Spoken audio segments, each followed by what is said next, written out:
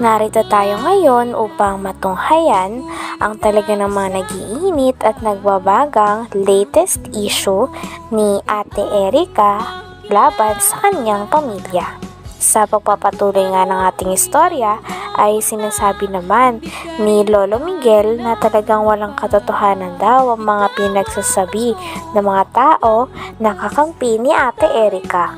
Puro paghahambog lang daw ang mga iyon at talagang walang katotohanan dahil hindi naman sila ganon katulad ng mga sinasabi ng mga bashers nila na mukha daw silang pera, mga gutom na aso at iba pa. Kaya naman galit na galit si Lola Miguel at wala na nga talaga siya sigurong pakialam at hangarin na magkaayos pa sila ni Erica. Tingnan natin. Kunin mo daw para mapagyan natin yung sinasabi nila. So maganda rin yung malaman natin lahat ang pangyayari po. Nandito kami, ating kalinga, para malaman natin ang buong katotohanan bakit umantong sa ganito na salip na magkaisa yung apo at lolo parang hindi magandang nangyayari. Ano niyo po ang pera kung sira naman ang relasyon sa magulo. Ito ang pinakamayaman sa buong mundo. Kung sira naman ang relasyon, wala din silbi po yun. Ang malaga po yung magandang samahan.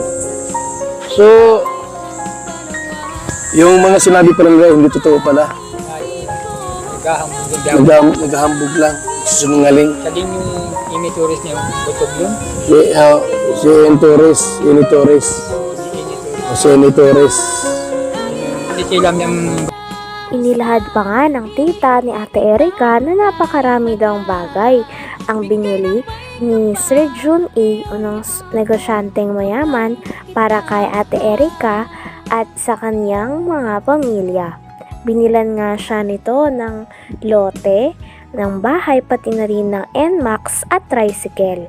Ayon naman kay Lolo Miguel ay sinabi daw ni Sir Jun A na ang tricycle na yon ay pang pamilya. Ngunit ang nangyari ay kinuha daw ito ng ate ni Erica na si Sheila May kasama ang kanyang asawa.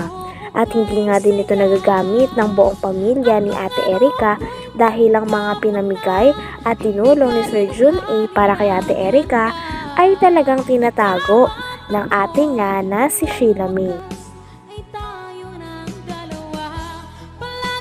Kaya na alam mo, ibinubulgap. Meron na palang motor si Erica. Max. Anong pala yung motor niya? Murang iyak. Mabuti, may lisensya naman yun. Kinunan yun nila sila, di ko anig dun eh. May lisensya. Talagang Si Arnie. mahal na mahal ni yung mahal na mahal ni John Lee, ano? Sila po sa Naga. Tapos sa may loto sa Dait. May luto sa isa. Wow, grabe, congratulations. Tapos may bahay pang maganda. Walang masamang tumulong. Meron lang kasi nagpabot ng reklamo sa atin. Itong si Lolo Mig saka Dili. Kita po niya yan. Bakit yung gano'n nangyari? May ilang square meter yun. Awan ko po, hindi man po ba nakihaman doon. Basta alaman ko lang na talagang sila. So yung bahay dito, malaki din. Malaki din. Yung ang buka nun ay 22 yata. Ang katahap.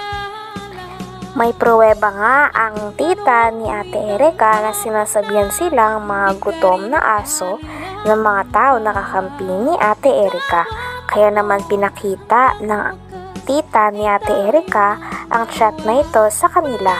Dahil dito ay mas lalo pa nga nagagalit si Lolo Miguel kay Ate Erica pati na rin sa kanyang ate at sa mga tao na kumakampi pa dito dahil sila na nga daw ang iniwan at talagang hindi nirespeto dahil umalis daw ang dalawa sa bahay nila nang walang paalam at hindi na nga sila binibisita pagkatapos nilang palakihin ng mga ito at paaralin.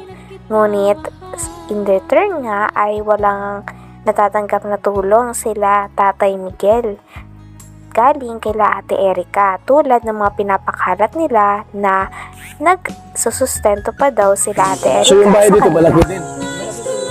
Malaki din. Ayun, ang buka nun ay 22 yata. Ang haba, 20 por 22.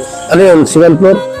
Yung kalahati. Ako ang nagbuka nun. Dahil ko bakilid yung lukuan. Kalahati ang second floor. Dahil ko itong kalahati, Ayan po. nabuhusan ko. Ayan na. So, Empress, let the dogs bark. The lion is still king. Is still the king. Gutom na ang mga asong ligaw at batugan. Ano ngayon kung may pera? Kami, di naman sa inyo. Iyon.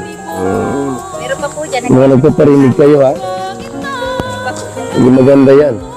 Ano pa rito? Ha? Hindi maganda yan yung ganung mga salita. Na matanda na ito eh. Tapos Hindi mo naghihingi sa kanila. di manghingi si tulamig sa inyo. Ba't diin kayo? Ikaw-ikawikan ng mga kabutugan.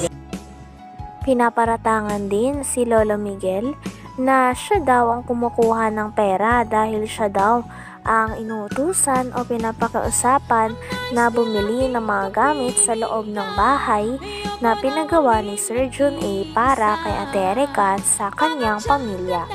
Ngunit kiit naman ni Lolo Miguel ay wala naman daw napupunta sa kanya sapagkat pinapabili lang daw siya.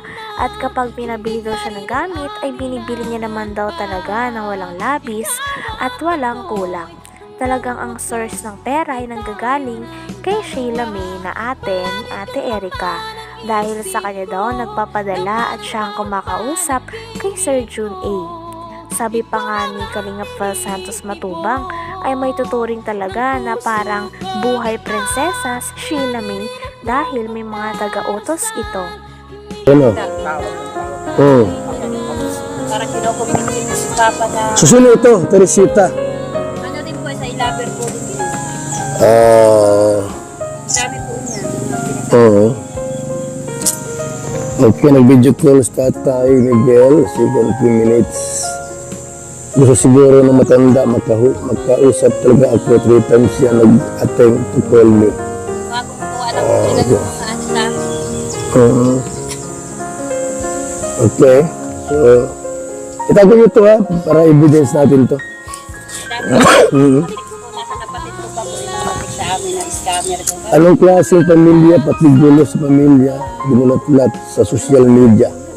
At ano pang gulo, ingitan ba mga yan?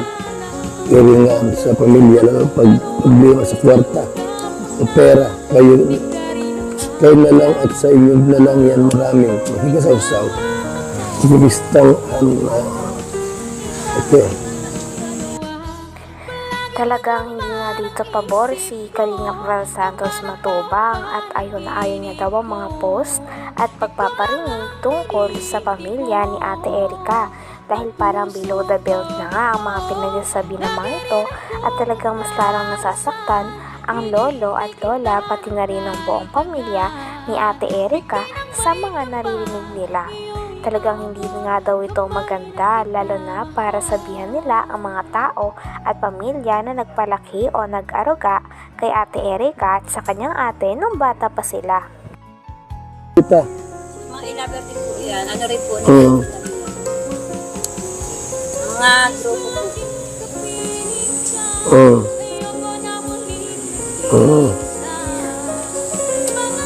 Okay, so may mga hindi magandang salita, no? Hindi naman ko po ini-erase. Para po may patunay po ako na talagang kaya po ako nag-video dahil nasasaktan din po ako sa sinasabi nila.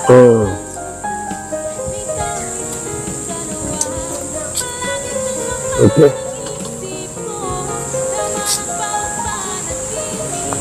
Ang ano po, kailang sinisigaw at reklamo, hindi daw karapatan ni Erica na kaya itulungan, hindi na lulo. Saan sila nagla? Pwede naman po sa amin din ako. Ang mapa sa amin, hindi ako nang tatanong, kaya lang, ang hihinapit ko dun. Bakit saan sila naglaki? Mapa sa amin sa 1 taon pa nagkalaki. Kasi sila may...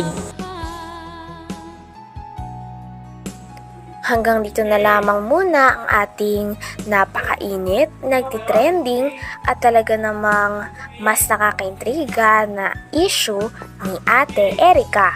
Maraming salamat sa inyong panonood. Hanggang sa muli. Bye!